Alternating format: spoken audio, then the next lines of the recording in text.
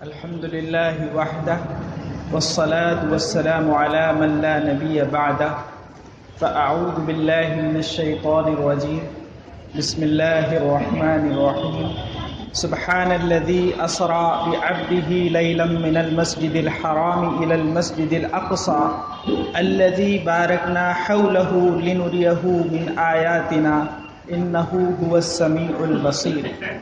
وقال تعالى فأوحى إلى عبده ما أوحى ما كذب الفؤاد ما رأى أفتمارونه على ما يرى ولقد رآه نزلة أخرى عند سدرة المنتهى عندها جنة المأوى إذ يغشى السدرة ما يغشى ما زاغ البصر وما طغى لقد رأى من آيات ربه الكبرى. یہ رجب کا مہینہ چل رہا ہے اور اس میں ایک خاص اور مشہور چیز یہ ہے کہ اس مہینے میں حضرت نبی کریم صلی اللہ علیہ وسلم کو معراج کروائی گئی. البتہ معراج کی تاریخ میں اختلاف ہے. 5 اقوال بیان کیے گئے ہیں. ایک یہ بیان کیا گیا کہ معراج ربیع الاول کے مہینے میں ہوئی، اور ایک قول یہ ہے کہ معراج ربیع الاخر میں ہوئی، اور ایک قول یہ ہے کہ معراج رجب کے مہینے میں ہوئی، اور ایک قول یہ ہے کہ معراج رمضان المبارک میں ہوئی، اور ایک قول کے مطابق معراج شوال المکرم میں ہوئی. یہ 5 قول بیان کیے جاتے ہیں.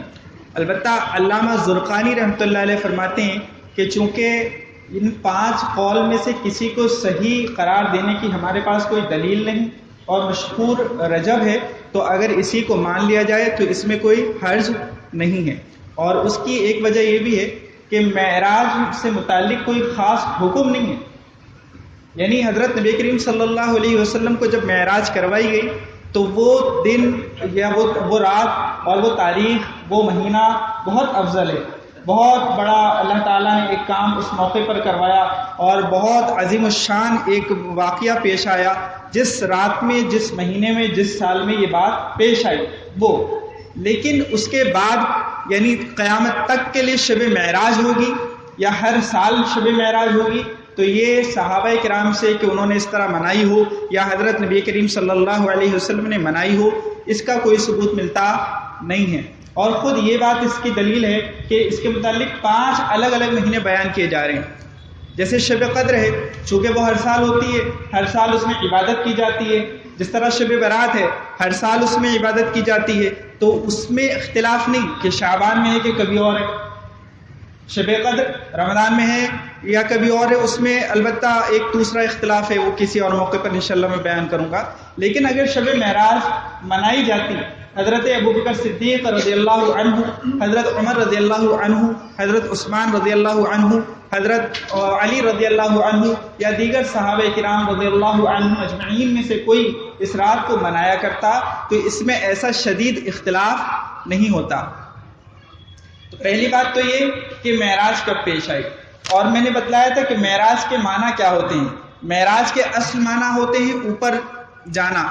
تو چونکہ اس رات میں حضرت نبی کریم صلی اللہ علیہ وسلم کو آسمانوں کا سفر کروایا گیا، عرش تک کا سفر کروایا گیا، اس لیے اس سفر کو سفر معراج کہتے ہیں.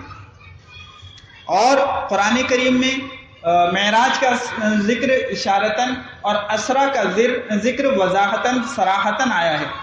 15واں پارہ جہاں شروع ہوتا ہے، جو آیت میں نے آپ کے سامنے پڑھی، سبحان الذی اسرا بعبدہ لیلا من المسجد الحرام الی المسجد الاقصی، 15واں پارہ یہاں سے شروع ہوتا ہے.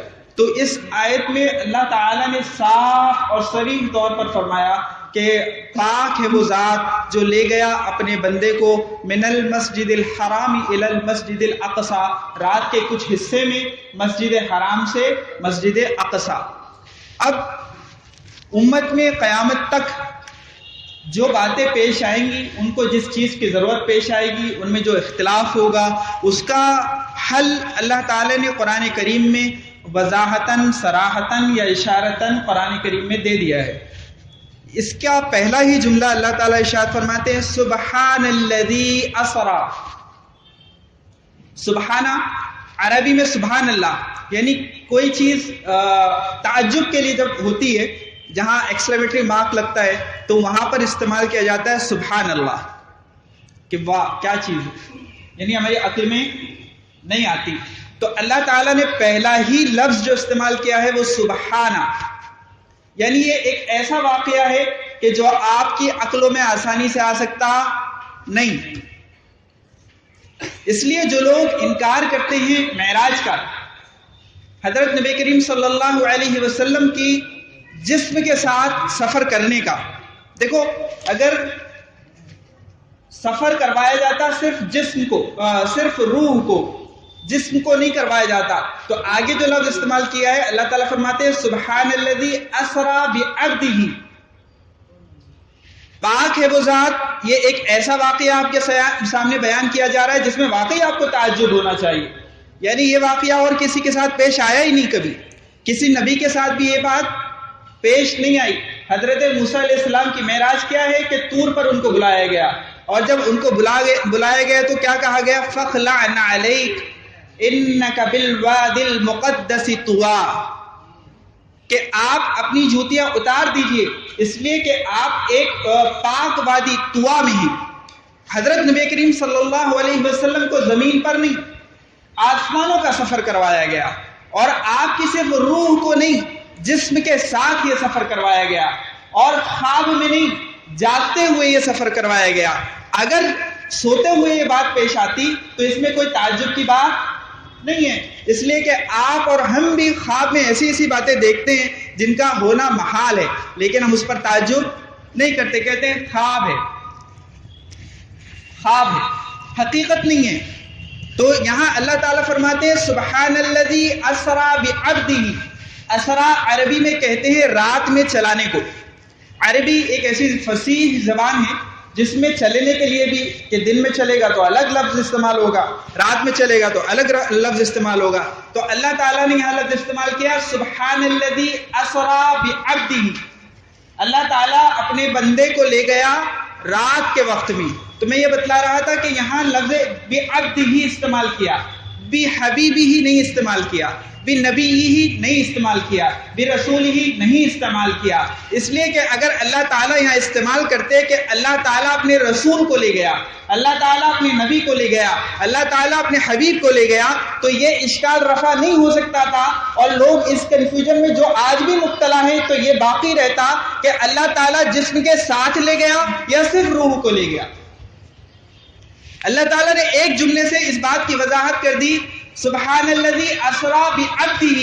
اللہ تعالیٰ لے گیا اپنے عبد کو، اپنے معبود، اپنے بندے کو لے گیا، وہ معبود اپنے عابد کو لے گیا. اور بندہ جب کہتے ہیں کہ جب جس کے پاس جسم بھی ہو اور روح بھی ہو، جس کے پاس صرف جسم ہوتا ہے اس کو ہمارے ہاں میت کہتے ہیں. کیا کہتے ہیں؟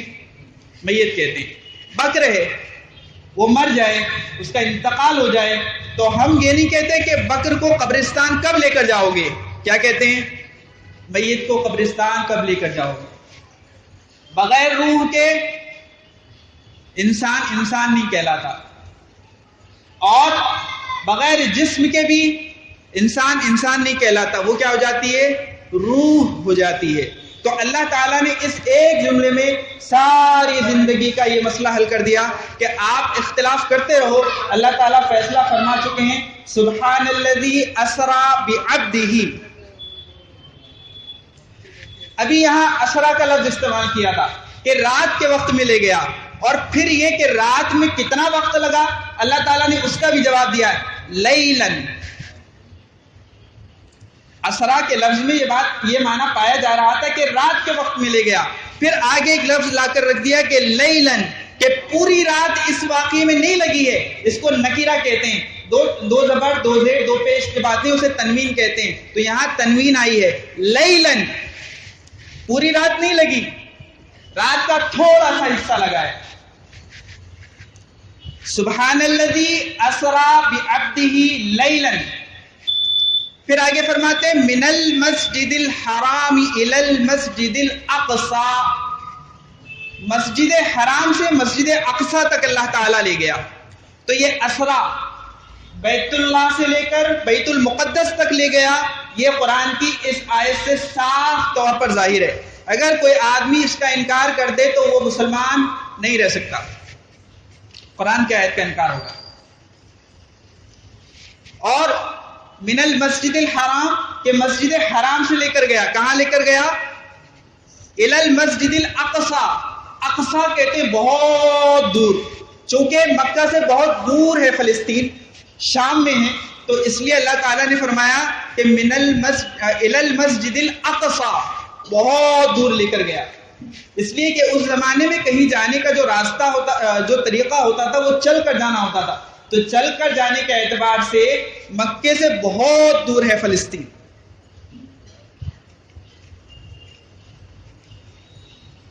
اور مسجد حرام کہ جو بیت اللہ ہے اس کو بھی مسجد حرام کہتے ہیں، اور اس کا جو اطراف ہے اس کو بھی پورے کو مسجد حرام کہتے ہیں۔ اب اس میں اختلاف ہے کہ حضرت نبی کریم صلی اللہ علیہ وسلم اس وقت کہاں تھے؟ آپ اپنے گھر میں تھے یا ام ہانی کے گھر میں تھے یا بیت اللہ میں تھے؟ لیکن جب یہ مان لیا جائے کہ وہ پورا اطراف بھی مسجد حرام ہے تو پھر اس میں کوئی اختلاف باقی نہیں رہتا۔ تو اللہ تعالیٰ اس رات میں لے گیا اپنے بندے کو، رات کے کچھ حصے میں لے گیا اپنے بندے کو، من المسجد الحرامی الی المسجد الاقصی، اور وہ مسجد اقصی کیا ہے؟ الذی بارکنا حولہ، وہ ایسی جگہ ہے کہ جس کے آس پاس ارد گرد اللہ تعالیٰ نے برکتیں نازل کی، اور اس کی برکتیں دو طرح سے ہیں۔ ایک تو یہ کہ وہاں پر اکثر انبیاء سابقین اور جو بنی اسرائیل کے انبیاء ہیں تو ان میں سے بہت سے نبیوں کی وہاں پر قبریں ہیں، اس وجہ سے وہ بابرکت جگہ ہے، الذی بارکنا حولہ۔ اور دوسری وجہ یہ ہے کہ وہاں پر باغات ہیں، وہاں پر زرخیز زمین ہے، تو اس لیے اللہ تعالیٰ نے فرمایا کہ وہ جگہ کیسی ہے؟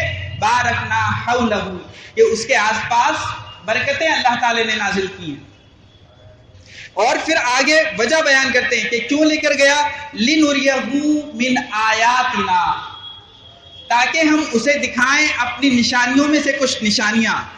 إِنَّهُ هُوَ السَّمِيعُ الْبَصِيرُ، کہ بے شک اللہ تعالیٰ بہت سننے والا اور بہت دیکھنے والا ہے۔ تو اسرا یعنی مسجد حرام سے مسجد اقصی تک کا سفر یہ اس آیت میں بیان کیا گیا۔ اور معراج جو ہے کہ بیت المقدس سے پہلے آسمان، دوسرے آسمان، تیسرے آسمان، چوتھے آسمان، پانچویں آسمان، چھٹے آسمان، ساتویں آسمان، اور پھر عرش تک اللہ تعالیٰ لے گیا۔ تو اس کو اس صورت میں بیان نہیں کیا، اور لیلن میں شامل نہیں ہوگا وہ، اس لیے کہ لیل اور رات اور دن جو ہوتے ہیں وہ سورج کے اس طرف ہوتے ہیں، اس دنیا میں ہوتے ہیں، اور سورج کے اس طرف یہ رات دن نہیں ہوتے، 24 گھنٹے والے رات دن نہیں ہوتے، اس لیے وہ اس میں شامل نہیں۔ اس کا ذکر سورہ نجم میں اللہ تعالیٰ نے فرمایا فَأَوْحَى إِلَىٰ عَبْدِهِ مَا أَوْحَى، کہ پھر اللہ تعالیٰ نے اپنے بندے پر وحی نازل کی، اس سے گفتگو کی جو چاہا۔ میرا اصل مقصد معراج کا واقعہ بیان کرنا نہیں ہے، میرا اصل مقصد اس وقت معراج کی حقیقت بیان کرنا ہے، اور معراج کیوں ہوئی ہے اور معراج کیا ہے یہ بیان کرنا ہے، اس لیے کہ اسرا اور معراج کا تعلق مسلمانوں کے عقیدے سے ہے۔ بعض لوگ اس کا انکار کرتے ہیں، تو 30 صحابہ سے اس کی روایتیں ملتی ہیں۔ کتنے صحابہ سے؟ 30 صحابہ سے، جن میں سے 7 صحابی وہ ہیں کہ جو واقعہ معراج کے موقع پر ہی موجود تھے، اور بعض صحابہ وہ ہیں کہ جنہوں نے حضرت نبی کریم صلی اللہ علیہ وسلم کی زبان مبارک سے اس واقعے کو سنا۔ جس رات میں یہ واقعہ پیش آیا اس کے بعد صبح میں اللہ کے نبی صلی اللہ علیہ وسلم نے جب اس کا تذکرہ کیا تو قریش مکہ میں ہڑکمپ مچ گیا، اور ان میں سے جو نئے ایمان لائے تھے وہ مرتد ہو گئے۔ اس سے بھی معلوم ہوتا ہے کہ حضرت نبی کریم صلی اللہ علیہ وسلم کا یہ واقعہ غیر معمولی ہے۔ آپ کا یہ واقعہ معجزہ ہے اور ان کی وہ چیز سمجھ میں نہیں آئی تو بعض لوگ مرتد ہو گئے. اگر آپ کو یہ واقعہ بغیر جسم کے پیش آتا یا اگر آپ کو یہ واقعہ خواب میں پیش آتا تو کسی کے مرتد ہونے کی وجہ نہیں بن سکتا تھا.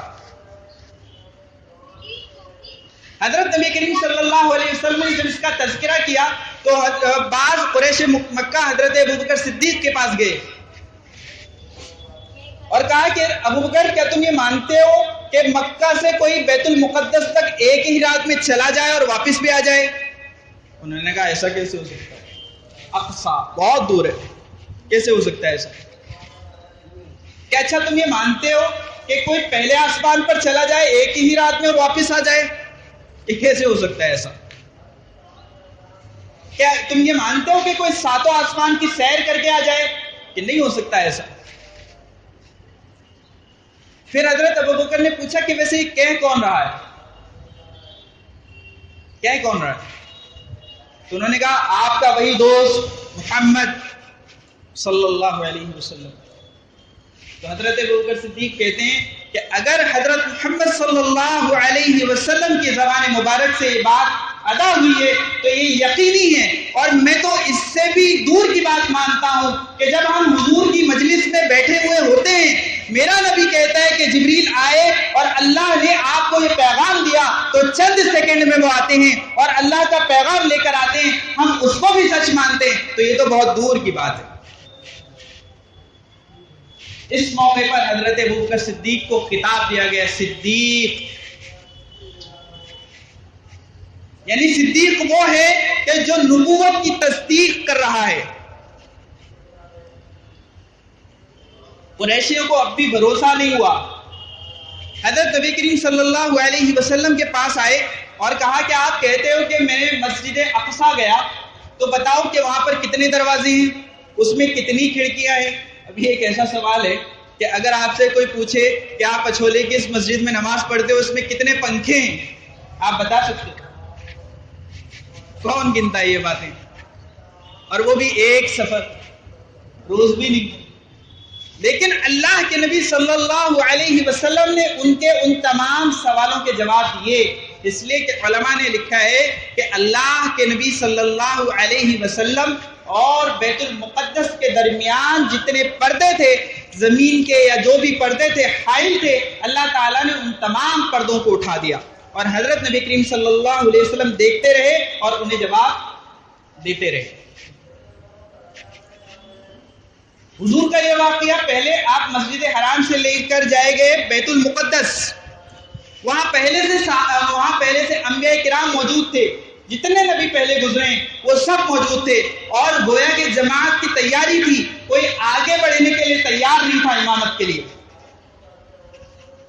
حضرت جبریل امین نے حضرت محمد صلی اللہ علیہ وسلم کا دست مبارک پکڑا اور آپ کو امامت کی جگہ کھڑا کر دیا. اس لیے کہ جہاں رحمت للعالمین ہوں، فخر موجودات ہوں، محمد مجتبیٰ ہوں، احمد مصطفیٰ ہوں، وہاں کوئی دوسرا امامت کے لائق نہیں. حضرت نبی کریم صلی اللہ علیہ وسلم کی جو معراج کا یہ واقعہ پیش آیا ہے تو یہ شروع سے ہی تمام خارق عادت سے پیش آئے، تمام معجزات پیش آئے. یعنی جب حضرت نبی کریم صلی اللہ علیہ وسلم نیند اور جاگنے کی درمیانی کیفیت میں تھے مسجد حرام میں، تو آپ کے گھر کی چھت پھٹی اور اس سے حضرت جبریل داخل ہوئے. ممکن تھا کہ حضرت جبریل کو دروازے سے داخل کیا جاتا، لیکن اللہ تعالیٰ یہاں شروع سے یہ پیغام دینا چاہتے ہیں کہ یہ آگے جو واقعہ پیش آنے والا ہے وہ واقعہ عام واقعات جیسا نہیں ہے. پھر آپ کی بائی پاس سرجری کی گئی جسے ہم کہتے ہیں شق صدر. آپ کا سینہ چیرا گیا، آپ کا دل نکالا گیا اور سونے کا ایک تشت لایا گیا، زمزم سے آپ کے دل کو دھویا گیا، ایمان و حکمت اس میں لبریز کر دیا گیا. یہ اس لیے ہوا کہ حضرت موسیٰ علیہ السلام کو جب طوا میں بلایا تھا نا تو اللہ تعالیٰ کی ایک تجلی سے وہ بے ہوش ہو گئے اور حضرت نبی کریم صلی اللہ علیہ وسلم کے ساتھ تو باقاعدہ بالمشافہ ملاقات ہونے والی تھی. پھر آپ پہلے آسمان پر گئے، حضرت آدم علیہ السلام وہاں موجود تھے.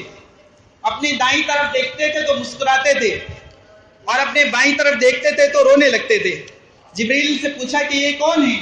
کہ یہ حضرت آدم علیہ السلام آپ کے جد امجد ہیں، اور ان کے دائیں طرف جو لوگ ہیں یہ نیکوکار ہیں، یہ جنتی ہیں. تو جب یہ ان کو دیکھتے ہیں تو مسکراتے ہیں، اور جب بائیں طرف دیکھتے ہیں تو یہ جہنمی ہیں. تو جب ان کو دیکھتے ہیں کہ میری اولاد جہنم میں جائے گی تو رونے لگتے ہیں. دوسرے آسمان پر تشریف لے گئے. دوسرے آسمان پر حضرت نبی کریم صلی اللہ علیہ وسلم نبی سے یعنی حضرت آدم علیہ السلام سے ملے. حضرت آدم علیہ السلام نے آپ کا ویلکم کیا اور آپ کو مرحبا کہا اور کہا کہ تمہارا آنا مبارک ہو اے بیٹے، اس لیے کہ آپ کی ہی اولاد میں. کسی آسمان پر حضرت عیسیٰ علیہ السلام سے ملاقات ہوئی. ان کے بھائی حضرت یحییٰ یعنی رشتے کے بھائی حضرت یحییٰ سے ملاقات ہوئی. حضرت ادریس علیہ السلام سے ملاقاتیں ہوئیں. حضرت یوسف علیہ السلام سے ملاقات ہوئی. حضرت موسیٰ سے ملاقات ہوئی. حضرت ہارون سے ملاقات ہوئی. اور ساتویں آسمان پر حضرت ابراہیم علیہ السلام سے ملاقات ہوئی. حضرت آدم علیہ السلام نے کہا مرحبا اے نبی اور اے بیٹے، مرحبا اے صالح نبی اور صالح بیٹے. اور باقی تمام نبیوں نے کہا مرحبا اے صالح نبی اور صالح بھائی. اور حضرت ابراہیم علیہ السلام نے کہا کہ مرحبا صالح نبی اور صالح بیٹے، اس لیے کہ حضرت ابراہیم علیہ السلام بھی جد امجد ہوئے. یہاں جس آسمان پر جس نبی سے ملاقات ہوئی ہے یہ ان کے درجات کے اعتبار سے نہیں ہے. اور جب واپسی ہوئی تو اس وقت بھی بعض انبیاء سے ملاقات ہوئی. مشہور ہے کہ حضرت نبی کریم صلی اللہ علیہ وسلم کو جب انعام کے طور پر نمازیں دی گئیں، نماز کا تحفہ دیا گیا، تو حضرت موسیٰ علیہ السلام سے جب ملاقات ہوئی اور پوچھا کہ کیا گزری، کیا معاملہ ہوا، تو اللہ کے نبی صلی اللہ علیہ وسلم نے جب یہ بتلایا کہ مجھ پر 50 نمازیں فرض کی گئی ہیں، تو انہوں نے کہا کہ آپ کی قوم اس کی تاب نہیں لا سکے گی، تو اس لیے اللہ کے پاس جا کر اس کو کچھ کم کروا لیجیے. اب مختلف روایتوں میں مختلف ہے، البتہ یہ کہ آپ کے بار بار جانے پر وہ کم ہوتی رہی اور آخر میں 5 بچی. اور ساتھ میں یہ اعلان ہوا کہ میرے احکام میں چونکہ تبدیلی نہیں ہوتی، لیکن اے رحمت للعالمین آپ کی درخواست ایسی نہیں ہے جس کو ٹھکرایا جا سکے، اس لیے اب جو 5 وقت کی نمازیں پڑھے گا ہم اسے ثواب 50 نمازوں کا دیں گے.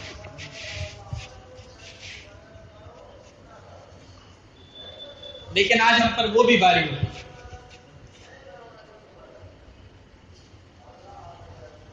اس موقع پر عند سدرۃ المنتہا کہ جب حضرت نبی کریم صلی اللہ علیہ وسلم سدرۃ منتہا پر پہنچے، بیری کا ایک درخت تھا، وہاں تک پہنچے آسمانوں کے اختتام پر، تو حضرت جبریل نے کہا کہ اس کے آگے میری پرواز نہیں ہو سکتی، اگر میں نے ذرا اپنا پر آگے بڑھایا تو جل کر خاک ہو جاؤں گا. حضرت نبی کریم صلی اللہ علیہ وسلم آگے گئے اور آپ نے تقدیر لکھنے والے قلم کی آواز اپنے کانوں سے سنی.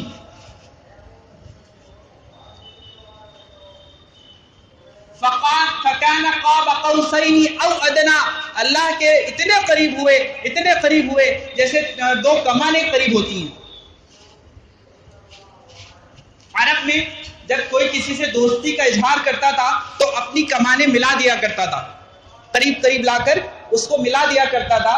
یہ نشانی ہوتی تھی اس بات کے کہ میں آپ کا دوست ہوں، کلوزسٹ. تو اللہ کے نبی صلی اللہ علیہ وسلم اس سے بھی زیادہ قریب ہوئے. اللہ تعالیٰ سے آپ کو گفتگو کا شرف حاصل ہوا. اللہ تعالیٰ نے پوچھا کہ اے حبیب کچھ لائے ہو؟ جب دوست کے یہاں جاتے ہیں تو عموماً کچھ لے کر جاتے ہیں. اللہ کے حبیب صلی اللہ علیہ وسلم نے فرمایا کہ آپ قادر مطلق ہیں، آپ ہر چیز پر قدرت رکھتے ہیں، میں کیا آپ کی خدمت میں لا سکتا ہوں؟ تو فرمایا گیا کہ جب کوئی اپنے حبیب محب کے پاس آتا ہے، محبوب، تو کچھ لایا کرتا ہے. تب اللہ کے نبی صلی اللہ علیہ وسلم نے فرمایا کہ میں لایا ہوں التحیات للہ والصلوات والطیبات. کیا لایا ہوں؟ اے اللہ میں آپ کے سامنے اس بات کا اظہار کرتا ہوں کہ میری تمام زبانی اور تمام جسمانی اور تمام مالی عبادتیں صرف آپ کے لیے ہیں۔ کس بات کا اظہار کیا؟ میری زبانی، میری بدنی اور میری تمام مالی عبادتیں صرف آپ کے لیے ہیں۔ میں آپ کے علاوہ کسی کے لیے نمازیں نہیں پڑھتا، میں آپ کے علاوہ کسی کے در پر سجدے نہیں کرتا، میں صرف آپ کا چڑھاوا چڑھاتا ہوں، صرف آپ کے نام کی قربانی کرتا ہوں، اور میرا مال اور میری جان سب آپ کے لیے قربان ہے۔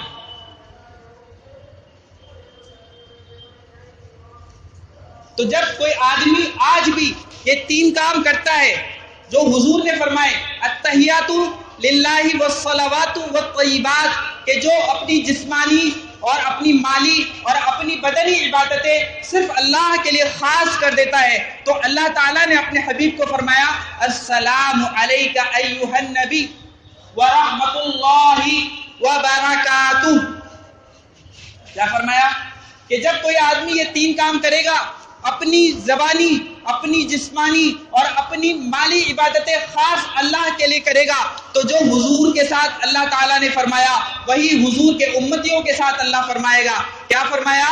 کہ السلام علیک ایھا النبی، سلامتی ہو اے نبی آپ پر، ورحمۃ اللہ، اور اللہ کی رحمت ہو آپ پر، وبرکاتہ، اور آپ پر اللہ کی برکتیں نازل ہوں۔ اللہ کی سلامتی حاصل کرنے کا طریقہ، اللہ کی برکتیں حاصل کرنے کا طریقہ اور اللہ کی رحمتیں حاصل کرنے کا طریقہ یہ ہے کہ انسان اپنی تمام جسمانی عبادتوں کو، اپنی تمام زبانی عبادتوں کو اور اپنی تمام مالی عبادتوں کو خاص کر لے اللہ کے لیے۔ کوشش کیجیے آواز سنیں۔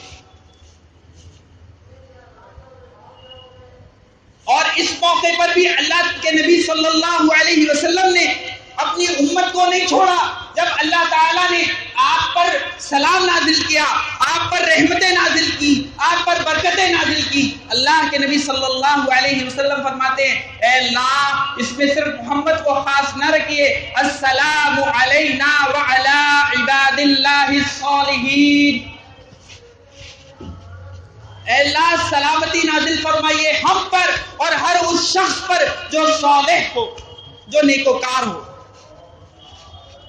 حضرت جبریل جو سدرۃ المنتہا پر ٹھہرے ہوئے تھے، جب انہیں اس واقعے کی خبر ملی تو حضرت جبریل کہتے ہیں اشہد ان لا الہ الا اللہ واشہد ان محمدا عبدہ ورسولہ، میں گواہی دیتا ہوں کہ اللہ کے سوا کوئی عبادت کے لائق نہیں اور حضرت محمد صلی اللہ علیہ وسلم محمدن عبدہ ورسولہ، اللہ کے بندے اور اس کے رسول ہیں۔ اسی کو قیامت تک کے لیے نماز میں پڑھنا لازم قرار دیا۔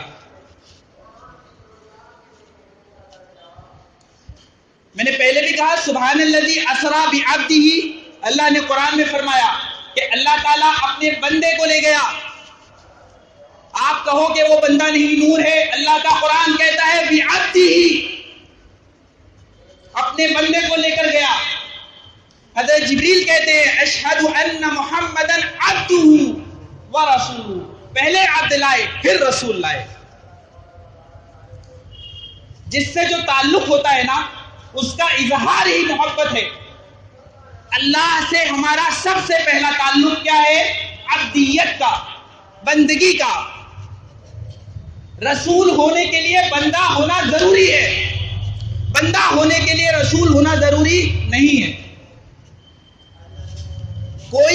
کوئی فرشتہ نبی نہیں اس لیے کہ وہ بندہ نہیں۔ آئی بات سمجھ میں؟ قرآن کی آیتیں چیخ چیخ کر صحیح عقائد بتلا رہی ہیں، لیکن ہم نے کبھی قرآن کی طرف التفات نہیں کیا، کبھی ہم نے قرآن کو سیکھا نہیں، کبھی ہم علماء کے پاس گئے نہیں، ان کے سامنے زانوِ تلمس طے نہیں کیا۔ اس لیے اس وقت امت میں فتنے پھیلے ہوئے ہیں، ہر آدمی ہمارے ایمان پر ڈاکہ ڈالنے کی کوشش کر رہا ہے اور ہمیں اس بات کی فکر بھی نہیں۔ معراج کا واقعہ بڑا تفصیلی ہے، میں نے پہلے ہی معذرت کر دی تھی کہ مجھے واقعہ بیان نہیں کرنا، مجھے یہ چند اہم باتیں بیان کرنی تھی۔ یہ عقیدہ ہے کہ اسرا ہوئی، اللہ تعالیٰ نے قرآن میں بیان کیا، اللہ کے نبی صلی اللہ علیہ وسلم کو لے جایا گیا ایک خاص موقع پر مسجد حرام سے مسجد اقصیٰ تک، اور پھر سورہ نجم میں فرمایا گیا کہ اللہ تعالیٰ نے حضرت نبی کریم صلی اللہ علیہ وسلم کو اپنے قریب کیا اور بہت قریب کیا، اور اب ان سے گفتگو فرمائی، اور ان سے یعنی ایک اور تحفہ حضرت نبی کریم صلی اللہ علیہ وسلم کو اس موقع پر دیا گیا۔